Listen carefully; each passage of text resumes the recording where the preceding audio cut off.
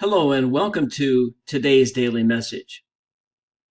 We don't normally think of Jesus as a rebel, but in some very real ways, he actually was. And throughout this week, I want to talk about some of the ways in which Jesus' rebelliousness manifested itself. The first way is through his healing. And as we know from the Gospels, there are many, many examples of Jesus' healings in the Gospels. So Jesus heals people who have unclean spirits. Jesus heals paralytics. He heals people of their blindness, their leprosy. He heals a man with a withered hand. He even has the power to raise people from the dead. The point of these healing stories is not that Jesus can use power, that Jesus is a powerful person.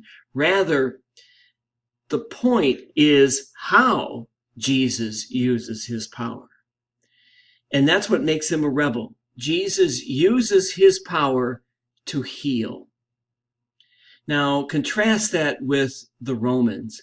The Romans used their power not to heal, but to oppress and to subjugate people, to dominate and enslave them.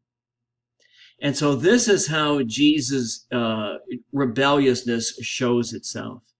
Jesus' healing, his acts of healing, are acts of rebellion because Jesus uses the power of God and he uses it to heal. And he says that when he does this, and when we do that, when we use God's power to heal, that's when the power of the Romans, the power that they use not to heal, but to enslave, is overcome. Thank you so much for watching today. Have a great Monday.